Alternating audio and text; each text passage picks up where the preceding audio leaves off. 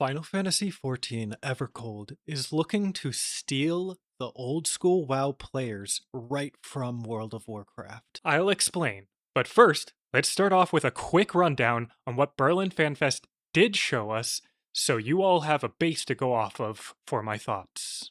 1. We are going to the 4th and gaining the new heroic moniker, Far Wanderer. 2. There are 5 realm ships, which are civilizations in the sky above the dangerous frozen wastes below. Each realm ship is based on an element, and it seems like water will be our main hub and first zone. 3. Main scenario quests won't be linear. We will all start at the same zone, but the 3 following zones will be able to be done in any order, and all have auto-balancing, kind of like World of Warcraft. 4. We are going to be focusing on weekly challenges instead of daily rewards, and you can go back and earn previous rewards, so not as much FOMO. 5. There will be seasons in name, but not in practice. No season passes or extra costs, just a way for them to organize the segments of game progression. 6. Character action skins are coming to general actions like teleport initially, and as time goes on, they are going to give more to us, including skins that make our current job actions look like older job actions. 7. More character creation options are being offered, and while appreciated, frankly, what we've seen so far is a little bit limited. 8. Something with the working title World Raids is going to be coming to outdoor content to spice it up a little bit. 9. Auto-run between quests is planned to be added as an optional feature. 10. Players in the same region will now be able to find each other in Duty Finder queues, hopefully speeding up those queues a lot. 11. There are major Chocobo companion overhauls, including new breeding systems and the ability to make 4-man parties with 2 players and their 2 Chocobo companions. This is honestly great for players like myself and my partner. 12. Player gearing systems for catching up and new gear creation are getting a major overhaul. 13. 8-person raids are getting a new, still unnamed, stepping stone difficulty between normal and savage. 14. There are new 8-player raids which are themed off of a Final Fantasy VII crossover. Really hyped for that. 15. We will be getting Final Fantasy VII updates to the Golden Saucer.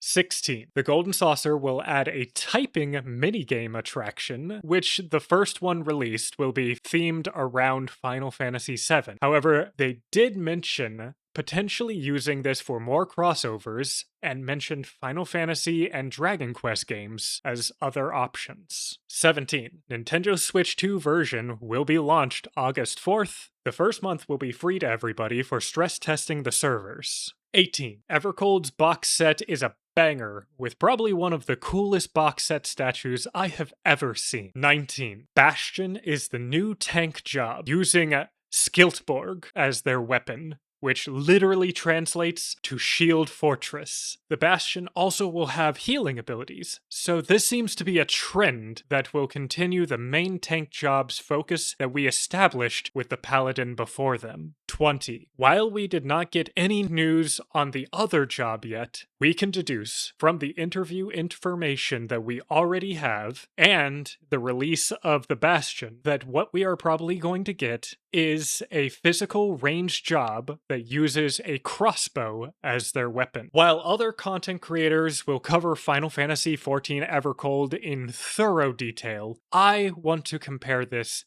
to its main competitor, World of Warcraft. WoW started this year strong, with player housing and the Midnight expansion, but the community has felt as though it has strayed away from its dark origins with its story in Midnight and retconning its lore. Having played since vanilla, I understand this frustration. WoW is starting to feel a bit like a cozy game. Chris Metzen has always been of WoW's core pillars. When he had left to focus on his family, the soul of the game had felt lost. But now that he's back, instead of of returning to the old ways, the vibe is shifting. I believe that WoW is no longer trying to be the game that Chris wants to play, but instead the game he wants his kids to play. This lines up a lot with other leadership now trying to pass this torch on to the next generation, which I don't hate at all. I still love WoW in its current form. However, it has left a big gaping Wrath of the Lich King shaped hole in the hearts of many WoW players. And Final Fantasy XIV has seen this and said,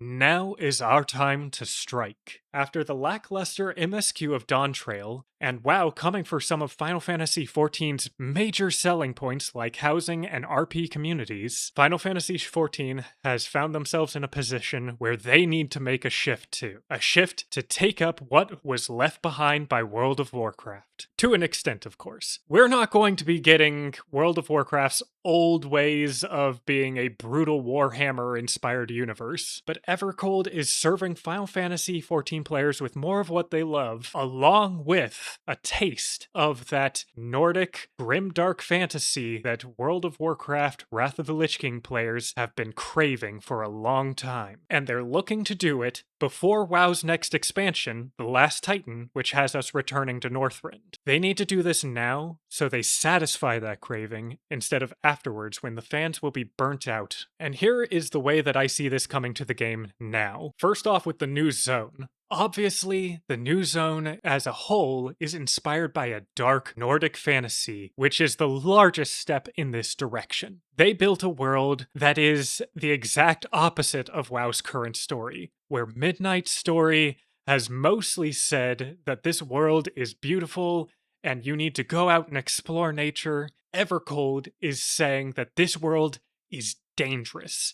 And you're not even going to touch the ground for the majority of the leveling experience. This builds up so much anticipation for how brutal and scary the world below will be, which could result in some amazing payoff if played correctly. Next part is the new jobs. WoW is at an interesting point in its history right now, where the addition of new classes will most likely make the game feel less like the Warcraft universe of old, and will start taking on new and changed directions. This started a bit with Dragonflight introducing the Evoker, which, don't get me wrong, I love my Evoker, he is my main in World of Warcraft. But it does feel like a large shift away from what World of Warcraft has done before. Final Fantasy is now looking at how to create their jobs, and we know that we are getting the biggest, bulkiest, most Warcraft-like tank that this game has ever seen very soon. My dude has 2 cannon shields strapped to his arms and wearing Viking armor.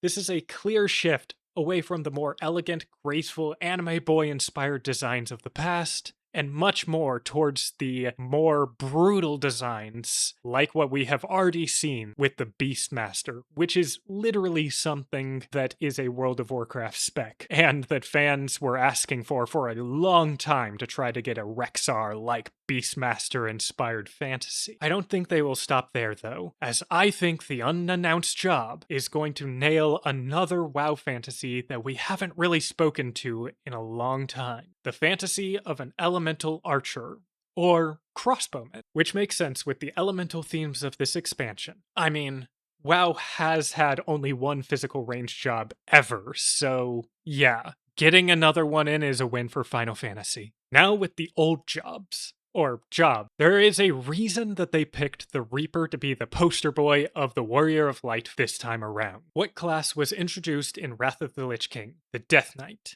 While Reaper doesn't play exactly like Death Knight, it has similar soul reaping and summoning vibes. I think that they are probably not going to hit specifically what's the closest job to the Death Knight that isn't the Dark Knight, because we already did that. But with the direction that they are taking things, the Reaper fits the audience and the vibe very well. And then, of course, we have the progression design. Gameplay progression-wise, we are seeing similar trends to what Wrath of the Lich King had introduced to World of Warcraft. Not only are they making the main story quest function more like World of Warcraft expansions in that you have choice in what order you tackle things, but also we are seeing a focus on weekly content, a fundamental shift to the MMO genre in how gear is quantified and obtained, the creation of a stepping stone tier to their raids to introduce new people into harder content, and the introduction of more hardcore open world group content. And we can't ignore what everybody's been asking for. Wrath of the Lich King was one of the greatest heights of the World of Warcraft story, as it tackled one of the most well-known stories and characters in the whole Warcraft universe. Our edge boy greatest villain of all time, Athas. What are we getting in Final Fantasy XIV's Evercold expansion? We are getting the most recognizable crossover in all of Final Fantasy's series, with our edge boy greatest villain of all time, Sephiroth, literally having his theme being the hint that we got introducing this crossover. They wouldn't pull out Final Fantasy VII without reason. They know that now is their time to take the throne, and to try to hit their highest sub count ever. If we look at the best expansion of Final Fantasy released so far, in the opinion that seems to be the majority online, it was Shadowbringers, which came out right after one of their most lackluster expansions, Stormblood. Again, I like Stormblood, but talking in general receptions here. One could argue that they used Stormblood as a calm before the storm of Shadowbringers. And one could potentially argue that they are doing the same thing again, with Dawntrail being the calmest calm before the greatest storm of Evercold. Yoshi P has said before that he won't count Final Fantasy XIV as beating World of Warcraft until it beats WoW's peak numbers. And now it seems he intends to cash out on that. They knew exactly what they were doing this whole time. Final Fantasy XIV intends to finally take the throne, being the king of MMOs, and they intend to do so by speaking specifically to the people who helped WoW get that in the first place. If you made it all the way through this video, give me a little O/ in the comments. If you know, you know. Tell me if you think my speculation about the crossbow is accurate, and I hope all of you have enjoyed this rather rushed video. And if you want to see more of my deep dives on gaming trends and theories, you can check out my Marvel Rivals theories here. Now, stay cool up there in the blazing heat of Berlin, drink some water, and see you later, critics.